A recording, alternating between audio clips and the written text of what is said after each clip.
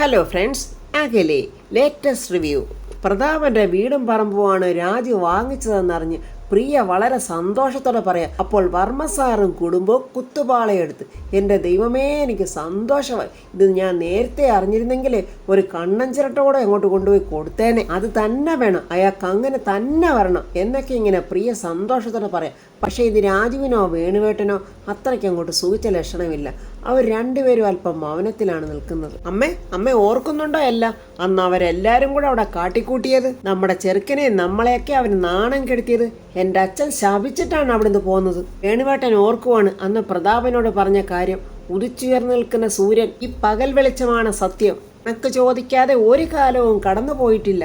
വിഷമത്തോടെ വേണുവേട്ടൻ മനസ്സിൽ പറയാം, ദൈവമേ, അവർ തകരാൻ വേണ്ടി ഞാൻ ഒന്നും മനസ്സുകൊണ്ട് ശപിച്ചിട്ടില്ലേ. പ്രിയാകെ കലികളയി നിൽക്കുക. അവൾ പറയുക, ശുദ്ധനും നല്ല ഗതിക്കാരനുമായി എൻ്റെ അച്ഛൻ്റെ പ്രാക്ക് എന്തായാലും ദൈവം കേട്ട്. അതുകൊണ്ട് തന്നെ ആ വീട് തന്നെ നമ്മുടെ കയ്യിലോട്ടിപ്പോൾ വന്നത്. ആദമ്മയും വളരെ സന്തോഷത്തിലാണ്. ഞാൻ ദൈവത്തിനോട് നന്ദി പറയുക, നമ്മുടെ കണ്ണുനീരിന് ഇതുപോലൊരു ഉത്തരം തന്നതിന്. സങ്കടത്തോടെയും ദേഷ്യത്തോടെയും രാധമ്മ പറയുക, മനസ്സിന്ന് മായുന്നില്ല അന്നത്തെ ചില സംഭവങ്ങൾ. അയ്യോ എൻ്റെ അമ്മേ, അവരിപ്പോ പാവപ്പെട്ടവരും നമ്മൾ പണക്കാരുമായി അല്ലേ അമ്മേ? എല്ലാം ദൈവത്തിന്റെ കളികളാ. ഈ മൂപ്പരൊരു വല്ലാത്ത ക്യാരക്ടർ തന്നെ. മൂപ്പരോ? അതാരാ? ദൈവമേ. രാധമ്മയ്ക്കൊരു സംശയം. അല്ല മോനെ, അവരിത്ര പെട്ടെന്ന് തകർന്നടിയാൻ എന്താ പ്രശ്നം? മോന് വല്ലതും അറിയാവോ? അയ്യോ, എനിക്കൊന്നും അറിയില്ലമ്മേ. രാജു മനസ്സിൽ പറയുക, അവരുടെ പ്രശ്നം എന്തു തന്നെ ആയാലും അത് പരിഹരിക്കാൻ വേണ്ടി തന്നെയാ ഞാൻ ആ വീടും പുരയിടവും വാങ്ങിയത്. എനിക്കെൻ്റെ വർമ്മ സാറിനോടും ഋതികയോടും ഒരു പ്രതികാരവും ഇല്ല. രാധമ്മയ്ക്ക് ഒരു പൊടിക്ക് മാറ്റം വന്നോന്നൊരു സംശയം. രാധമ്മ വളരെ സന്തോഷത്തിൽ ചോദിക്കുന്നു, മോനെ, നമ്മൾ എപ്പോഴാ പുതിയ വീട്ടിലോട്ട് താമസം മാറുന്നത്? അത് അടുത്തൊരു നല്ല ശുഭമുഹൂർത്തത്തിൽ തന്നെ അങ്ങോട്ട് മാറാമേ. നിങ്ങളിപ്പോൾ ഇങ്ങോട്ട് വന്നേ എന്നും പറഞ്ഞ് രാജു കൊണ്ടുവന്ന പെട്ടികളൊക്കെ അവരെ ഇങ്ങനെ കാണിക്കുക. ഇതിലെല്ലാം നിങ്ങൾക്ക് വേണ്ട ഡ്രസ്സും പെർഫ്യൂംസും ഓർണമെൻറ്റ്സും എല്ലാം ഉണ്ട്. അച്ഛ, ഇതെൻ്റെ അച്ഛനൊരു വാച്ചാണ് എന്നും പറഞ്ഞ് രാജു കൊടുക്കുമ്പോൾ ആ വേണുവേട്ടൻ്റെ മുഖത്തെ ഒരു സന്തോഷം. അച്ഛാ, വിലപിടിപ്പുള്ളതാ, അതുകൊണ്ട് അച്ഛൻ സൂക്ഷിക്കണേ. നമ്മുടെ വേണുവേട്ടൻ ഇതൊന്നും കണ്ട് അഹങ്കരിക്കുന്ന ഒരാളല്ലല്ലോ. രാജുവിനോട് പറയുക, എൻ്റെ മോനെ, നീ എനിക്ക് തന്നു എന്നുള്ളതാണ് ഇതിൻ്റെ ഏറ്റവും വലിയ വില. ഞാനിതെൻ്റെ മരണം വരെ സൂക്ഷിക്കും. വേണുവേട്ടൻ അങ്ങനെ സന്തോഷത്തോടെ ആ വാച്ച് നോക്കി ഇങ്ങനെ ഇരിക്കുവാണ്. നന്ദനെ അങ്ങനെ വീട് വിറ്റ കാര്യമൊക്കെ പ്രതാപൻ അറിഞ്ഞ് ഋതിക നാണ്ട പ്രതാപനെ കൈക്കും പിടിച്ചോണ്ട് ഇങ്ങോട്ട് വരുവാണ്. ഋതിക ചോദിക്കുന്നു, അച്ഛാ, ഈ വീട് വിറ്റതിൽ അച്ഛന് പ്രയാസമുണ്ടോ? ഇല്ല മോളെ. അല്ലാതെ പ്രതാപൻ ഇനി എന്തു പറയാന്? അങ്ങനല്ലേ പറയാൻ പറ്റൂ. ഋതിക പറയാം, അച്ഛൻ എന്നോട് കള്ളം പറയണ്ട. ഈ സമയം ഒരാഡംബര കാറിൽ നമ്മുടെ രാജു വേണുവേട്ടനെയും രാധമ്മയും പ്രിയയും ഇങ്ങനെ കൊണ്ടുവരുവാണ്. നമ്മുടെ വേണുവേട്ടൻ്റെയും രാധമ്മയുടെയും പ്രിയയുടെയൊക്കെ വേഷവിധാനങ്ങളൊക്കെ വളരെ മനോഹരമായിരിക്കുന്നു. വളരെ റിച്ചായിട്ടുള്ള ആഭരണങ്ങളൊക്കെ അണിഞ്ഞ് അവരെങ്ങനെ വളരെ സന്തോഷത്തോടെ കാറിൽ വരുവാണ്. പ്രതാപനും ഋതികയും അംബികയും ശേഖരനും യാമിനി എല്ലാവരും ഇങ്ങനെ വളരെ സങ്കടത്തോടെ അവരുടെ ബാഗും ഒക്കെ എടുത്തുകൊണ്ട് വീടൊഴിഞ്ഞ് പുറത്തോട്ട് വരുവാണ്. ഇത് കാണാനായിട്ട് നന്ദന ദീപക്കനെയും വിളിച്ച് പുറത്തിങ്ങനെ കാത്തു നിൽക്കുവാണ്. വളരെ സന്തോഷത്തോടെ അവൾ ദീപക്കിനോട് പറഞ്ഞു, ദീപു, അങ്ങോട്ടൊന്ന് നോക്കിക്കേ, വളരെ മനോഹരമായ കാഴ്ചയല്ലേ അത്? അവരുടെ വരവ് കണ്ടോ ദീപു? ഞാനൊരു ഫോട്ടോ എടുക്കുമ്പോൾ അത് വേണ്ട നന്ദു, അത് അമ്മാവനെയും മറ്റുള്ളവരെ ഇൻസൾട്ട് ചെയ്യുന്നതിന് തുല്യവ. അവരെന്ത് വേണമെങ്കിലും വിചാരിച്ചോട്ടെ ദീപു, ഇങ്ങനെയുള്ള മൊമെന്റ്സ് ഒന്നും എപ്പോഴും കിട്ടില്ല. ഈ ഫോട്ടോ എനിക്ക് ഫ്രെയിം ചെയ്ത് എൻ്റെ ബംഗ്ലാവിൽ വെക്കും ഞാൻ. എന്നിട്ട് ഞാൻ അതിന് ദിവസവും വിളക്കെത്തിക്കും. അങ്ങനൊന്നും പറയാതെ നന്ദു. അങ്ങനെ അവരെല്ലാവരും മുറ്റത്തോട്ട് ഇറങ്ങിയിട്ട് പ്രതാപനും എല്ലാവരും തിരിഞ്ഞു നിന്ന് ആ വീടിങ്ങനെ നോക്കി സങ്കടത്തോടെ നോക്കുവാണ്. ഇത് കണ്ടിട്ട് ആ അഹങ്കാരിയായ നന്ദനയുടെ ഒരു സന്തോഷം കാണണം. സകല അഹങ്കാരവും അഹന്തയും പ്രൗഢിയും പ്രതാപവും എല്ലാം നഷ്ടപ്പെട്ട് പ്രതാപൻ അങ്ങനെ ഇറങ്ങുന്ന ആ ഒരു സീനുണ്ടല്ലോ, അത് ഋതികയ്ക്ക് സഹിക്കാൻ പറ്റുന്നില്ല. അച്ഛാ, വാ നമുക്ക് പോകാം. പക്ഷെ ഇതെല്ലാം വളരെ സന്തോഷത്തോടെ നന്ദനെ ആസ്വദിക്കുവാണ്. അവരങ്ങനെ വീട് വിട്ട് പുറത്തോട്ടിങ്ങനെ ഇറങ്ങുന്ന സമയത്ത് രാജുവിൻ്റെ കാർ അങ്ങോട്ട് വരുന്നുണ്ട്. പക്ഷെ പരസ്പരം ഇവരാരും കണ്ടില്ല. അവർ പുറത്തോട്ട് പോകുമ്പോൾ അവരങ്ങനെ പുറത്തോട്ട് ഇറങ്ങി പോകുമ്പോൾ രാജുവും അവൻ്റെ കുടുംബാംഗങ്ങളും എല്ലാം അവരങ്ങനെ കാറിൽ പ്രതാപൻ്റെ വീട്ടിലോട്ട് വരുവാണ്. കാറിൽ നിന്ന് രാജുവും വേണുവേട്ടനും രാധമ്മയും പ്രിയ ഇങ്ങനെ ഇറങ്ങി ആ വീടിങ്ങനെ നോക്കി നിൽക്കുവാണ്. അന്ന് അവിടെ നടന്ന ആ സംഭവം ഇങ്ങനെ രാധമ്മ ഓർക്കുവാണ്. കണ്ണുനീരോടെ രാജുവിനെയും പിടിച്ചോണ്ട് അവരാ പടിയിറങ്ങിയത്. അന്നത്തെ രാധമ്മ അല്ലല്ലോ ഇപ്പൊ ഇങ്ങോട്ട് വന്നിരിക്കുന്നത്. രാധമ്മയിൽ ഒരുപാട് മാറ്റങ്ങളുണ്ട്. രാധമ്മയുടെ രൂപത്തിലും ഭാവത്തിലും ആടയാഭരണത്തിലും എല്ലാം ഒരുപാട് മാറ്റം. ഒരു വലിയ പ്രതികാരം വീട്ടിയ സന്തോഷമാണ് രാധമ്മയുടെ മുഖത്ത്. രാജുവാണെങ്കിൽ അച്ഛനെയും അമ്മയും ഇങ്ങനെ ചേർത്ത് പിടിച്ച് ആ വീടിനകത്തോട്ട് കയറി പോവുകയാണ്. ആ ഹോളിലോട്ട് കയറിയപ്പോഴേ അവിടെ കിടക്കുന്ന ഫർണിച്ചറും അലങ്കാരങ്ങളും ഒക്കെ കണ്ടിട്ട് രാധമ്മ പറയുക, എൻ്റെ ഈശ്വര, നീ ഞങ്ങളുടെ പ്രാർത്ഥന കേട്ടു. അപ്പോൾ അകത്തുനിന്ന് 2 സ്ത്രീകൾ അങ്ങോട്ട് വരുന്നു. രാധമ്മ ചോദിക്കുക, നിങ്ങളൊക്കെ ആരാ? ഞങ്ങളൊക്കെ സെർവൻസാ. രാധമ്മ അതിശയത്തോടെ, എടാ അതിനിടയ്ക്ക് നീ ജോലിക്കാരെയൊക്കെ ഏർപ്പാടാക്കിയോ? പൊങ്ങച്ചക്കാരിയെ പ്രിയ പറ, അമ്മ എന്തോന്നാ ഈ സംസാരിക്കുന്നത്? ഇത്രയും വലിയ വീട്ടിൽ നമ്മൾ താമസിക്കുമ്പോഴേ അപ്പോൾ അതിനൊക്കെ സെർവൻസ് ഒക്കെ വേണ്ടേ? ഇനി അച്ഛനും അമ്മയും ഒരു ജോലിയും ചെയ്യരുത്. പിന്നെ നീ ചെയ്യോടി. എൻ്റെ അമ്മേ, അതിനല്ലേ രാജു ഈ സെർവൻസിനെ നിയമിച്ചിരിക്കുന്നത്. അതമ്മ കുറച്ച് അധികാരഭാവത്തിൽ. എന്നാൽ ഇനി നിങ്ങൾ നേരം കളയണ്ട, ഈ വീടൊക്കെ ഒന്ന് അടിച്ച് വൃത്തിയാക്ക്. എല്ലാം വൃത്തികേടാക്കിയിട്ട് പോയിരിക്കോ. അത് കഴിഞ്ഞിട്ട് മതി വെപ്പും കുടിയൊക്കെ. നിങ്ങൾ ചെല്ല് എന്നിങ്ങനെ രാധമ്മ പറയുന്നുണ്ട്. രാധമ്മയ്ക്ക് ഒരു പൊടിക്കല്ല, ഒരല്പം കൂടിയോ അഹങ്കാരം എന്നൊരു തോന്നലുണ്ട്. പ്രിയ രാജുവിനോട് പറയാം, രാജു നിന്നെ സമ്മതിച്ചിരിക്കുന്നു. ഒരിക്കൽ പോലും സ്വപ്നത്തിൽ പോലും കാണാൻ പറ്റാത്തൊരു കാര്യമാണ് നീ ഞങ്ങൾക്ക് വേണ്ടി സാധിച്ചു തന്നിരിക്കുന്നത്. ഒന്നും കണ്ടിട്ട് നമ്മുടെ വേണുവേട്ടന് ഒരു ഭാവവ്യത്യാസവും ഇല്ല. ഇങ്ങനെ പാവം നോക്കി നിൽക്കുക. രാധമ്മ ചോദിക്കും, എന്താ നിങ്ങളിങ്ങനെ നോക്കി നിൽക്കുന്നത്? ഇവിടെ ഇങ്ങോട്ട് ഇരിക്കുക. നിങ്ങൾക്ക് എന്താ ഇവിടെ ഇരിക്കാൻ പേടിയുണ്ടോ? ഇതേ ഇന്നു മുതൽ നമ്മുടെ മോന്റെ വീടാ, നമ്മുടെ സ്വന്തം വീട്. ഇവിടെ ആരെയും പേടിക്കേണ്ട ഒരു കാര്യവുമില്ല. എടി രാധമ്മേ, ഞാൻ ഈ വീടൊക്കെ ഒന്ന് കണ്ടോട്ടടി, എന്നിട്ട് ഇരിക്കാം. ആദ്യം ഈ ക്ഷീണമൊക്കെ തീരട്ടെ വേണുവേട്ട, എന്നിട്ട് ഈ വീടൊക്കെ ചുറ്റി കണ്ടാൽ മതി. അല്ലെങ്കിൽ തന്നെ ഈ വീടിനകത്ത് നോക്കാൻ എന്തിരിക്കുന്നു? നമ്മളിനി സ്ഥിരമായിട്ട് താമസിക്കാൻ പോകുന്ന വീടല്ലേ. അപ്പോൾ എപ്പോൾ വേണമെങ്കിലും മുറികളൊക്കെ കയറി കാണാമല്ലോ. പൊട്ടത്തരോ അഹങ്കാരം കൊണ്ട് നിൽക്കുന്ന പ്രിയ പറയാ, പണ്ടൊക്കെ ഞാൻ സ്വപ്നം കണ്ടിട്ടുണ്ടായിരുന്നു, നമ്മൾ എന്തൊക്കെ ആഗ്രഹിക്കുന്നു അതൊക്കെ നേടിത്തരുന്ന ഒരു സഹോദരൻ. മതിയടി പ്രിയെ ഐസ് വെച്ചത്. എൻ്റെ ആഗ്രഹം വെറുതെ ആയില്ല. പ്രിയെ നന്നായിട്ട് അറിയാൻ വേണുവേട്ടന്. വേണുവേട്ടൻ പറയാം, എന്നും പറഞ്ഞ് നീ ഒരുപാട് ആഗ്രഹിക്കണ്ടാടി പ്രിയെ. രാധമ്മ പറയാം, അങ്ങനൊന്നും അല്ല, എൻ്റെ മോൾ ആഗ്രഹിച്ചോ. നിന്റെ ഭർത്താവ് ജയൻ വാങ്ങിത്തരാത്തതൊക്കെ എന്തൊക്കെയാണോ അതൊക്കെ എൻ്റെ മോക്ക് വാങ്ങിത്തരാം. ഇപ്പോൾ എൻ്റെ മോൻ വിചാരിച്ചാൽ എന്താഗ്രഹവും നടക്കും. അത്യാഗ്രഹിയായ പ്രിയ ഉടനെ പറയാം, രാജു ഞാനൊരാഗ്രഹം പറഞ്ഞോട്ടെ. വേണുവേട്ടനോടനെ ചോദിക്കും, എന്താടി നിനക്ക് ചന്ദ്രനെ വേണോ? അതൊന്നും എൻ്റെ മോനെ കൊണ്ട് പറ്റില്ല. അത് വേണമെങ്കിൽ നിന്റെ കെട്ടിയോനോട് എന്ന് പറ, അവനെ കൊണ്ട് ചിലപ്പോൾ അതൊക്കെ പറ്റിയേക്കും. അയ്യോ അതൊന്നും അല്ല എൻ്റെ അച്ഛാ, എനിക്ക് ജീവിതത്തിൽ ഒരു തവണയെങ്കിലും രാജു ഒന്ന് ഫ്ലൈറ്റിൽ കയറണം. ഒരൊറ്റ തവണ മതി രാജു, എനിക്കൊന്ന് സാധിച്ചു തരുമോ? അതിനെന്താ എൻ്റെ ചേച്ചി സങ്കടപ്പെടണ്ട. ചേച്ചിയുടെ ആഗ്രഹം ഈ ഞാൻ സാധിച്ചു തരും. എടാ പറഞ്ഞിട്ട് എന്നെ പറ്റിക്കല്ലേ. ഇല്ല ചേച്ചി, ചേച്ചിക്ക് ഒരു തവണ മാത്രം ഫ്ലൈറ്റിൽ കയറാനുള്ള ആഗ്രഹമുള്ളൂ. എന്നാൽ ഞാൻ ചേച്ചിക്ക് വാക്ക് തരുന്നു, ചേച്ചിക്ക് കൊതി തീരുന്നത് വരെ ഫ്ലൈറ്റിൽ കയറാനുള്ള അവസരം ഞാൻ ഉണ്ടാക്കി തരുന്നു. എടാ മോനെ, സത്യമാണോടാ? സത്യവാ ചേച്ചി ഞാൻ പറയുന്നത്. ചേച്ചിക്ക് അറിയാവോ, എൻ്റെ പേരിൽ സ്വന്തമായിട്ടൊരു പ്രൈവറ്റ് ജെറ്റ് ഉണ്ട്. അത് കേട്ടതും നമ്മുടെ രാധമ്മ വായുമ്പോൾ ഇങ്ങനെ നിൽക്കുക. എടാ രാജു, നീ എന്തുവാ പറയുന്ന? പ്രൈവറ്റ് ജെറ്റോ? അതെ ചേച്ചി. സത്യമാണോടാ? അതെ ചേച്ചി, സത്യവാ. ഞാൻ ഉറപ്പായിട്ടും പറയാം, ചേച്ചിയെ ഫ്ലൈറ്റിൽ കൊണ്ടുപോകും. രാധമ്മയ്ക്കാണെങ്കിൽ ഒന്നും അങ്ങോട്ട് വിശ്വസിക്കാൻ കഴിയുന്നില്ല. എൻ്റെ കൃഷ്ണ, ഞാൻ എന്തൊക്കെയായി കേൾക്കുന്നത്. ഈ സമയം പ്രതാപനും കുടുംബാംഗങ്ങളും എല്ലാം ഒരു വീടിനകത്തോട്ട് വന്നിരിക്കുവാണ്. നന്ദന പറയുക, സംഗതി സൂര്യമംഗലത്താണെന്നൊരു പരദൂഷണം പറയുന്നുണ്ടെങ്കിലും ഇതിന്റെ യഥാർത്ഥ ഓണർ വല്യമ്മാവനാണല്ലോ.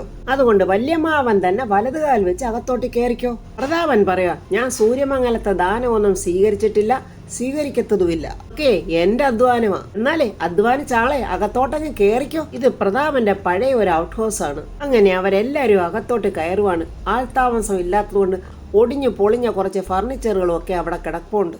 ഋതിക നന്ദനയോട് പറയാം, നന്ദനെ അവിടെ നിന്ന് ഞാൻ തോറ്റുപോയെന്നും പ്രതികരിക്കില്ലെന്നും കരുതി എന്തും നീ എൻ്റെ അച്ഛനോട് പറയരുത്. ഞാൻ തോറ്റത് എൻ്റെ ജീവിതത്തിലാണ്. അതിൻ്റെ കാരണക്കാരി ഞാൻ തന്നെയാണ്. ഞാൻ തോറ്റെന്ന് കരുതി എൻ്റെ അച്ഛൻ തോറ്റിട്ടില്ല. എൻ്റെ അച്ഛൻ തോൽക്കേയില്ല, എവിടെയും ജയിച്ചു തന്നെ നിൽക്കും. തോൽക്കാൻ ഞങ്ങളാരും സമ്മതിക്കത്തുമില്ല. എടി, നിന്റെ അച്ഛൻ തോറ്റ് താൻ്റെ കോട്ടയിൽ വീണ് കഴിഞ്ഞടി. അയാളെ നിന്നെയും നിന്റെ മറ്റവനെയും തോൽപ്പിക്കാനല്ലേ അനന്തംപിള്ളയുടെ മകള് തന്നെ കളത്തിൽ ഇറങ്ങിയത്. ഡി, നിന്റെ പിഴച്ച നാവ് കൊണ്ട് എൻ്റെ അച്ഛനെ ഇനി നീ അയാളെന്ന് വിളിച്ചാൽ നിന്റെ ആ നാവ് ഞാൻ പിഴുതെടുക്കും. അത് കേട്ടിട്ട് ഉടനെ ദീപക് എടി എന്നിങ്ങനെ പറയാൻ ഋതിക, മിണ്ടാതിരിക്കടാ, ആൺവർഗത്തിന് അപമാനമായ ഒരു പെൺകോന്തൻ, പെണ്ണുമ്പിള്ളയുടെ കാല് തിരുമ്മി ജീവിക്കുന്ന ഒരു കോമാളി. ഇതിലും ഭേദം നീ പോയി എവിടെങ്കിലും ഭിക്ഷ തണ്ടി ജീവിക്കടാ. തന്നെ ഒന്നും മിണ്ടാതെ ഇങ്ങനെ നിൽക്കുക. ദീപക് ചോദിക്കുക, നന്ദു, ഇത് കേട്ടിട്ട് നന്ദു എന്താ ഒന്നും മിണ്ടാത്തത്? ഇവളീ പറയുന്നതൊക്കെ കേട്ട് ഞാൻ എൻജോയ് ചെയ്ത് നിൽക്കുക Deepu. I am fully satisfied. ഇവളുടെ കമന്റ് ഞാൻ വരവ് വെച്ചിരിക്കുന്നു. അതിന്റെ കാരണം എന്താണെന്നറിയാവോ? ഞാൻ എൻ്റെ ചെറുപ്പം മുതലേ സ്വപ്നം കണ്ട ഭർത്താവ് വേണ്ട ഇവനെ പോലെ തന്നെയായിരുന്നു. താങ്ക് യു മൈ ഡിയർ എന്ന് വെച്ചാൽ അവളുടെ വാലാട്ടിപ്പട്ടിയെ പോലിങ്ങനെ നടക്കുന്ന ഒരു പട്ടി. ശേഖരനോടും യാമിനിയോടും നന്ദന ചോദിക്കുന്നു, എങ്ങനെയുണ്ട് പുതിയ ഭവനം? ഇത് പുതിയ ഭവനമൊന്നും അല്ലല്ലോ. ഞങ്ങൾ ഗസ്റ്റുകളൊക്കെ വരുമ്പോൾ അവരെ താമസിപ്പിക്കുന്ന ഒരു വീടായിരുന്നു ഇത്. ഈ വീട്ടിലിപ്പോൾ നിങ്ങൾ ഗസ്റ്റുകളാണല്ലേ? അങ്ങനല്ലേ ദീപു? Yes yes. എന്തോ ഒരു വിനോദാഭാസം. ശേഖരൻ പറയാം, ഒരാഭാസനും കൂടെ ചേർന്നപ്പോൾ എല്ലാം ഓക്കെ ആയല്ലോ. യാമിനി പറയാം, ഞങ്ങളുടെ വീടും സ്വത്തുക്കളും ഒക്കെ കൈക്കലാക്കി നീ വലിയ മിടുക്കിയായി ചമയണ്ടാടി. കാറ്റു മാറി വീശും. എന്നാലേ കാറ്റു മാറി വീശിയതാ ഇപ്പൊ കണ്ടത്. ഏറിയ കാലം എല്ലാരും ആഘോഷിച്ച് ജീവിച്ചതല്ലേ. ഇനിയുള്ള കാലം ദാരിദ്ര്യത്തിലും പട്ടിണിയിലും ഒക്കെ അങ്ങോട്ട് ജീവിക്കും. യാമിനി വിടുവോ? എടി, എന്തായാലും നിനക്കും ദാണ്ട എരണം കെട്ടവനും തന്നു തീർക്കാതെ ഞങ്ങൾ ആരും മരിക്കില്ല. പരിഹാസത്തോടെ നന്ദന പറയാം, നിങ്ങളെല്ലാവരും ലോകാവസാനം വരെ അങ്ങ് ജീവിച്ചിരിക്കേ. നരകിച്ച് ജീവിക്കുന്നതും ഒരു സുഖമാണല്ലോ. അപ്പോൾ ദീപു, നമുക്ക് നമ്മുടെ ബംഗ്ലാവിലോട്ട് പോയാലോ? ഓക്കെ നന്ദു. ഉള്ളത് കൊണ്ട് ഓണം പോലെ ജീവിക്കാം. ഒരുമയുണ്ടെങ്കിൽ ഒലക്കപ്പുറത്തും കിടക്കാം. ഇതൊക്കെ എൻ്റെ തന്തപ്പടി അനന്തംപിള്ള പറഞ്ഞിട്ടുള്ള ചെറിയ വാക്കുകളാണ്. അതുകൊണ്ട് ഏത് സൗകര്യത്തിലും ഏത് ദാരിദ്ര്യത്തിലും ജീവിക്കാമെന്ന് ആലോകരെ കാണിച്ചു കൊടുത്തിട്ട് നിങ്ങൾ അങ്ങനെ മാതൃകയാകൂ. ഇനി ഇത് കേട്ടോണ്ട് നിൽക്കാൻ പറ്റില്ല. യാമിനി, മതിയടി അഹങ്കരിച്ചത്. ഇനിയും നീ ഇവിടെ നിന്ന് ഞങ്ങളെ അപമാനിച്ചാൽ നീ ഒരു നടക്ക് പോവില്ലടി. നന്ദന ദേഷ്യത്തോടെ അടുക്കുമ്പോൾ പെട്ടെന്ന് ദീപക്ക്, നന്ദു വേണ്ട, ഇവരോടൊക്കെ ഏറ്റുമുട്ടി നമ്മുടെ വില കളയണ്ട. വെറും കൺട്രികളാ. ശേഖരൻ പറയാം, എടാ വിളിച്ചോണ്ട് പോടാ ഇവളെ. നാണവും മാനവും കേട്ട് ജീവിക്കുന്ന ആ കൂടും കൊലപാതകി അംബിക മക്കളെ എന്നൊരു വിളി. അത് കേട്ടിട്ട് നന്ദന, അതേതാ ഒരു പുതിയ കിളിയൊച്ച. അയ്യോ നന്ദു, അതെന്റെ അമ്മയെ. ആഹാ, ദീപുവിന്റെ അമ്മ കിളിയായിരുന്നോ? അംബിക അങ്ങോട്ട് വന്നിട്ട്, മക്കളെ ഒരു കാര്യം ചോദിക്കാനാ ഞാൻ നിങ്ങളെ വിളിച്ചത്. എപ്പോഴും വേണമെന്നില്ല, ഇവിടുത്തെ കാര്യം ഒന്ന് നോക്കണമല്ലോ. എന്താ എന്നിങ്ങനെ ദേഷ്യത്തോടെ നന്ദന ചോദിക്കുന്നു. വൈകുന്നേരങ്ങളിൽ ഞാൻ നിങ്ങളുടെ ബംഗ്ലാവിലോട്ട് വന്നോട്ടെ? ചി, നാണം കെട്ട ജന്തു, ഇവക്ക് പോയി തൂങ്ങി ചത്തുകൂടെ? നന്ദന പരിഹാസത്തോടെ, എന്തോ എങ്ങനെ?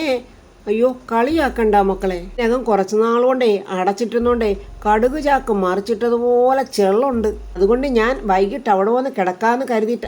എന്നാലേ അത് വേണ്ട. റിലേഷൻഷിപ്പുള്ള ഒരു സെർവന്റിനെ ഞങ്ങൾ അവിടെ വെക്കുന്നില്ല. ആവശ്യമായി പോയി അംബിക. ഇവളോട് ഇതല്ല, ഇതിനപ്പുറം നീ കാണിക്കണം. നാഴികയ്ക്ക് 40 വട്ടം എൻ്റെ ആങ്ങള, എൻ്റെ പ്രതാപൻ, എൻ്റെ മോൻ, എൻ്റെ മൂത്ത മോന എന്നൊക്കെ പറഞ്ഞ് നടന്നവക്ക് ഇപ്പൊ പ്രതാപൻ ചെള്ളിനകത്ത് കിടന്നാൽ ഒരു കുഴപ്പമില്ല. അവക്ക് ചെള്ളിനകത്ത് കിടക്കാൻ വയ്യ. അവക്ക് ബംഗ്ലാവിൽ കിടന്നാലേ ഉറക്കം വരത്തുള്ളൂ. ഇനിയെങ്കിലും മന്നബുദ്ധി പ്രതാപ, നീ മനസ്സിലാക്കടാ ഈ അംബിക ആരാണെന്ന്. മോനെ ചേനേനൊക്കെ വിളിച്ച് നിന്റെ പുറകെ നടന്നതല്ലേ ഇവള്. ഒരാപത്ത് ഘട്ടം വന്നപ്പോൾ അവളുടെ തനിനിറ നീ മനസ്സിലാക്കിയോ? നന്ദന വീണ്ടും അംബികയെ കളിയാക്കും. ഞങ്ങൾ 2 പാരകൾ തന്നെ അവിടെ ഉണ്ട്. അതുകൊണ്ട് മൂന്നാമതൊരു പാര അങ്ങോട്ട് വേണ്ട. ശേഖരനും യാമിനിക്കും അത് കേട്ടപ്പോൾ അല്പ സന്തോഷം. നന്ദന പറയാം, പിന്നെ എല്ലാവരുടെ അടുത്തുകൂടി നിങ്ങൾക്കിപ്പൊ താമസിക്കാൻ തന്ന വീടേ ആ വീട് വാങ്ങിച്ച ആളിന്റെ ഒരു ഔദാര്യമാണ്, അതായത് ദാനം. അപ്പോഴതുകൊണ്ട് എല്ലാവരും സന്തോഷത്തോടെ ജീവിക്കുക. അപ്പോൾ എല്ലാവർക്കും ഗുഡ് ബൈ. ദീപു വാ. വാലാട്ടിപ്പട്ടി താണ്ട പുറകിന് പോകുന്നുണ്ട്. അവന്റെ സകല കൊള്ളരുതായ്മയ്ക്കും കൂട്ടുനിന്ന് അവനെ വലിയ കോടീശ്വരനാക്കാനായിട്ട് പാടുപെട്ട അംബിക താണ്ട നാണിച്ചങ്ങനെ നിൽക്കുന്നു. ഈ മകന് വേണ്ടിയാണ് അവൾ ഈ കൊള്ളരുതായ്മകൾ മൊത്തം കാണിച്ചതും ഈ ക്രൂരതകളെല്ലാം കാണിച്ചു വെച്ചത്. അവസാനം എന്തായി വിധി? മകൻ എൻ്റെ പൊടിയും തട്ടി അമ്മയെ കളഞ്ഞിട്ടങ്ങ് പോയി. പുറത്തോട്ട് വന്ന നന്ദന ദീപക്കിനോട് പറഞ്ഞു, ദീപു നമുക്ക് സിറ്റിയിലൊക്കെ ഒന്ന് കറങ്ങി അറേബ്യൻ റിസോർട്ടിൽ കയറി കുറച്ച് ചിക്കനും അതും ഇതും എന്തൊക്കെയോ ഒക്കെ കഴിക്കാൻ പറയുന്നു. അതൊക്കെ കഴിച്ചിട്ട് പോ. അതെ ഓക്കെ നന്ദു. നന്ദു എന്തൊക്കെ കഴിക്കാൻ പറയുന്നു അതിനൊക്കെ ഞാൻ റെഡി. വാ നമുക്ക് പോകാം. മക്കളെ പോവല്ലേ എന്നും പറഞ്ഞു തന്റെ നാണം കെട്ട അംബിക പുറകിനോടി വരുന്നുണ്ട്. നന്ദനെ അംബികയോട് ചോദിക്കും, നിങ്ങൾക്കിത് എന്തു പറ്റി? ആർത്തി മൂത്ത് നിങ്ങൾക്ക് പ്രാന്തായോ? ദീപക്ക് ചോദിക്കും, എന്താ അമ്മ ഇതൊക്കെ? ദീപു ഇവരെ ഒന്ന് നോക്കിക്കേ, ഇവര് നിന്ന് കിതയ്ക്കുക. ഇവർക്ക് കൊളസ്ട്രോൾ ഉണ്ട്, ഉറപ്പായിട്ട് ഹാർട്ടിന് ബ്ലോക്കും ഉണ്ടായിരിക്കും. കുറഞ്ഞതൊരു 13 ബ്ലോക്കെങ്കിലും കാണും അല്ലേ ദീപു? അംബിക പറയാം, എനിക്കൊരു ബ്ലോക്കോ ഒരു പഞ്ചായത്തോ ഒന്നുമില്ല. ഞാൻ എൻ്റെ ഹെൽത്ത് നന്നായി സൂക്ഷിക്കുന്നവളാ. പിന്നെ ഓർക്കാപ്പുറത്ത് ഓടിയാലേ ആനയായാലും നിന്ന് കിതയ്ക്കും. അമ്മ എന്തിനാ ഓടി വന്നതിന്റെ കാര്യം പറ. എടാ മോനെ, എന്റെ റൂമിന്റെ സേഫിന്റെ മുകളിൽ ഒരു ബാഗ് ഉണ്ട്. അത് ഞാൻ എടുക്കാൻ മറന്നുപോയി. അതിന് ഞങ്ങൾ എന്ത് വേണം? അയ്യോ, അതിൽ നിറയെ എന്റെ കാഞ്ചീപുരവും ബനാറസ് സാരികളാ. എനിക്ക് അത് പോയി എടുക്കണം. എന്നാലേ ഇനി മുതൽ നിങ്ങളൊരു കൈലിമുണ്ട് തോർത്തുമൊക്കെ ഇട്ട് നടന്നാ മതി. അതാണ് നിങ്ങൾക്ക് ചേർച്ച. ഇങ്ങനെ തന്നെ പറഞ്ഞു കൊടുക്കടി നന്ദനെ. ഇതും ഇതിനപ്പുറവും നീ അവളെ പറയണം. അതിനകത്ത് ഒരു കുഴപ്പവും ഇല്ല. വക്രബുദ്ധിക്കാരി അംബിക മനസ്സിൽ പറയാം, ഇവളോട് വഴക്കിന് പോയാൽ അതെടുക്കാനും പറ്റില്ല. അതുകൊണ്ട് തന്ത്രപൂർവ്വം നിൽക്കണം. എന്റെ മോളെ, എനിക്ക് വഴക്കിടാനൊന്നും വയ്യ. വെപ്രാളപ്പെട്ട് ഇറങ്ങി പോന്നപ്പോഴേ അതങ്ങ് എടുക്കാൻ മറന്നുപോയത്. എന്റെ ജീവൻ വേണമെങ്കിൽ ഞാൻ ഉപേക്ഷിക്കാം, പക്ഷെ ആ സാരി ഉപേക്ഷിക്കാൻ പറയരുത്. ആ അനന്തം പിള്ളയുടെ മകള് പറയുക. എന്നാലേ തള്ളേ, നിങ്ങൾ ജീവൻ അങ്ങ് ഉപേക്ഷിച്ചോ, അതാ നല്ലത്. അങ്ങനെയെങ്കിലും നാട്ടുകാർക്കും വീട്ടുകാർക്കുള്ള ശല്യം അങ്ങ് തീരുവല്ലോ. അംബികയ്ക്ക് ദേഷ്യം എരച്ചു കയറുക. വേണ്ട, കുറച്ച് അടങ്ങുന്നതാണ് നല്ലത്. എൻ്റെ പൊന്നുമോളെ, എനിക്ക് അവിടെ ആരെയും പരിചയമില്ലാത്തോണ്ടല്ലേ. മോൾ ഒന്ന് വാ. ഒരു പരിചയമില്ലാത്ത ഞാൻ ചെന്ന് ചോദിച്ചാൽ അവർ ബാഗ് തരില്ല. പ്ലീസ് മോളെ, എൻ്റെ കൂടെ ഒന്ന് വാ മോളെ. ഞാൻ വരത്തില്ല. ഞാൻ വീട് വിറ്റു, അതിൻ്റെ കാശ് ഞാൻ മേടിച്ചു കഴിഞ്ഞു. ഇനി ആ മുറ്റത്തോട്ടങ്ങ് ഞാൻ ചെല്ലത്തില്ല. എടാ മോനെ ദീപക്കെ, നീ ഒന്ന് പറയടാ നന്ദനയോട്. അമ്മ എന്തുവായി പറയുന്നത്? നന്ദുവിൻ്റെ സ്വഭാവം അമ്മയ്ക്ക് അറിയില്ലേ? എൻ്റെ പൊന്നു മോളെ, ഞാൻ പറഞ്ഞില്ലേ നിങ്ങളോട്, ഞാൻ ഇനി ആ മുറ്റത്തേക്ക് കാല് വെക്കില്ല. അവരൊക്കെ വലിയ ആൾക്കാരാ. വിറ്റുപോയതൊക്കെ അങ്ങ് വിറ്റുപോയി. ഇനി അവരുടെ മുന്നിൽ പോയി കെഞ്ചാനൊന്നും എന്നെ കൊണ്ട് പറ്റില്ല. നിങ്ങൾക്ക് ആ സാരി അങ്ങ് ഉപേക്ഷിച്ചാലെന്താ? ഇനി ഇവളോട് ക്ഷമിച്ചിട്ട് കാര്യം. എടി, എൻ്റെ സാധനങ്ങൾ ഉപേക്ഷിക്കാൻ എനിക്ക് മനസ്സിലടി. നീ ആരാടി എന്നെ ശകാരിക്കാൻ? വേണ്ട, ഞാൻ അവരോടൊപ്പം നിന്ന് നിന്നെ ആക്രമിക്കാത്തതേ നീ എൻ്റെ മകൻ്റെ ഭാര്യ ആയതുകൊണ്ടാ. നീ ഇവനെ വിഴുങ്ങാൻ വന്ന കാലപ്പാമ്പാന്നൊക്കെ എനിക്ക് അറിയാടി. പക്ഷെ ഈ അംബിക ഇപ്പൊ ഇത്തിരി ക്ഷീണത്തിലാണെങ്കിലും അംബിക എന്നും അംബിക തന്നെയാ. പലരെയും കൊന്നു തള്ളിയിട്ടുള്ളവളാ ഞാൻ. നിന്റെ മുന്നിൽ ഞാൻ തൽക്കാലം തോൽക്കുന്നത് എന്താന്നോ? മറ്റൊരു ജയം ഞാൻ മുന്നിൽ കണ്ടോണ്ടാ. എൻ്റെ സാരി അവിടെ നിന്ന് എടുത്തു തരാതെ എന്താണ്ട് ഇവനെ ഒരടി ഞാൻ മുന്നോട്ട് വിടില്ല. ദീപക്ക് പറയാം, എൻ്റെ പൊന്ന നന്ദു, എന്തൊക്കെ പറഞ്ഞാലും ഇവൻ എൻ്റെ അമ്മയായി പോയില്ലേ. ഒന്ന് കൂടെ പോയി വാങ്ങിച്ചു കൊടുക്കും നന്ദു. വീടൊക്കെ ഒന്ന് അടിച്ചു വാരി ലക്ഷണമുണ്ട്. വളരെ സങ്കടത്തോടെ ആ ആട്ടുകട്ടിൽ ഇങ്ങനെ ഇരിക്കുവാണ് പ്രതാപൻ. ഋതിക അടുത്തോട്ട് വന്നിട്ട് ചോദിക്കും, അച്ഛാ, എൻ്റെ അച്ഛൻ എങ്ങനെ ഇവിടെ ജീവിക്കും? ജീവിച്ചല്ലേ പറ്റൂ മോളെ. എനിക്കങ്ങനെ പ്രത്യേകിച്ച് പരിഗണന ഒന്നും വേണ്ട. എല്ലാവരെയും പോലെ തന്നെ ഞാനും. അച്ഛാ, നമുക്ക് തറവാട്ട് വീട്ടിലോട്ട് മാറിയാലോ? സൂര്യമംഗലത്തിലോട്ട്. പ്രതാപൻ പറയാം, ഗതി കെട്ടാൽ ആത്മഹത്യ ചെയ്യണം. ഇപ്പോഴീ ഇവന്റെ അഹങ്കാരവും അഹന്തയും ഒഴിഞ്ഞിട്ടില്ല. നീ അപ്പോൾ കുറച്ചുകൂടെ അനുഭവിക്കടാ പ്രതാപ. എൻ്റെ ആത്മാഭിമാനം പണയം വെക്കരുത്. സൂര്യമംഗലം പത്മയുടെ കൊട്ടാരവാ, നിന്റെ അമ്മയുടെ വീട്. നിനക്ക് വേണമെങ്കിൽ അങ്ങോട്ട് പോകാം. എന്താ അച്ഛാ ഇങ്ങനെ പറയുന്നത്? ഞാൻ എൻ്റെ അച്ഛൻ്റെ അവസ്ഥ ഓർത്ത് ചിന്തിച്ചു പോയെന്നേ ഉള്ളൂ. എൻ്റെ അവസ്ഥയ്ക്ക് ഒരു കുഴപ്പവും ഇല്ല. ഏത് സാഹചര്യത്തിലും ഒരുമിച്ച് സന്തോഷത്തോടെ ഞാൻ ജീവിക്കും. ഇപ്പോഴീ ഉണ്ടായ കാറ്റിനെയും കടലിനെയും ഒന്ന് ശാന്തമാക്കാൻ മനുഷ്യരായ നമുക്ക് പറ്റില്ല. അതിന് ദൈവപുത്രൻ വരുമെന്നുള്ള പ്രതീക്ഷയോടെ നമുക്ക് മുന്നോട്ട് പോകാം. അതേ പ്രതാപ, ദൈവപുത്രൻ വന്നു, നീ അറിഞ്ഞില്ല. ദാണ്ട് അംബിക നന്ദനെയും കൂട്ടിയിട്ട് അവള് വിറ്റ വീട്, അതാ പ്രതാപന്റെ വീട്, രാജു വാങ്ങിച്ച് ആ വീട്ടിലോട്ട് വരുന്നുണ്ട്. മുറ്റത്ത് വലിയൊരു കാറ് കിടക്കുന്നു. അംബിക നോക്കിയിട്ട് പറഞ്ഞു, ഇതിന്റെ വാതുക്കലെങ്ങും ആരെയും കാണുന്നില്ലല്ലോ. മോളെ, നീ ഇപ്പോഴും എന്നോട് പിണക്കത്തിലാണോ? അതൊക്കെ അങ്ങ് വിടുമോളെ. അതെന്റെ സാരി കിട്ടാൻ വേണ്ടി മോളോട് ഞാനൊന്ന് ചൂടായെന്നേ ഉള്ളു. നമ്മൾ അമ്മായിയമ്മയും മരുമോളും തമ്മിലുള്ള വഴക്കൊക്കെ തീർന്ന് വീണ്ടും ഒട്ടിക്കൂടാനുള്ള ശ്രമമാണ് അംബിക. എടി മോളെ, ആരെയും കാണുന്നില്ലല്ലോ. ഇവരിനി വടക്കേ ഇന്ത്യക്കാർ വല്ലതുമാണോ? അതെന്താ നിങ്ങൾ അങ്ങനെ ചോദിച്ചത്? അല്ല, പരിപ്പും സവാളയും ഉരുളക്കിഴങ്ങും ഒക്കെ കൂടെ ഒരുമിച്ച് വേവുന്ന ഒരു മണം വരുന്നു. നിങ്ങൾ എന്താ ഈ പറയുന്നത്? മലയാളികൾക്ക് ഉരുളക്കിഴങ്ങും പരിപ്പും ഒന്നും എന്താ ഇറങ്ങത്തില്ലയോ?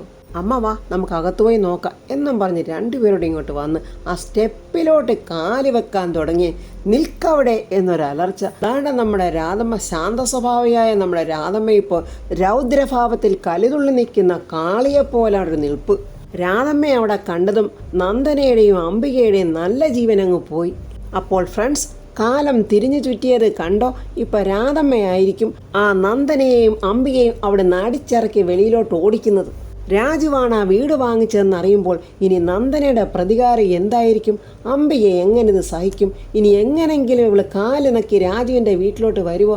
അവൾ അതിനും മടിക്കില്ല. എന്ത് സൂത്രം കാണിച്ചും ആ വീട്ടിൽ പറ്റിക്കൂടാതെ നോക്കുമോ? അതിന് രാജുവും കുടുംബവും അവൾക്ക് കൊടുക്കുന്ന തിരിച്ചടി എന്തായിരിക്കും എന്നൊക്കെ അറിയാൻ നമുക്ക് നാളത്തെ റിവ്യൂ കാണാം. എൻ്റെ ഈ റിവ്യൂ ഇഷ്ടപ്പെട്ടാൽ ലൈക്കും കമൻസും, സബ്സ്ക്രൈബ് ചെയ്യാത്തവർ സബ്സ്ക്രൈബ് ചെയ്യണേ.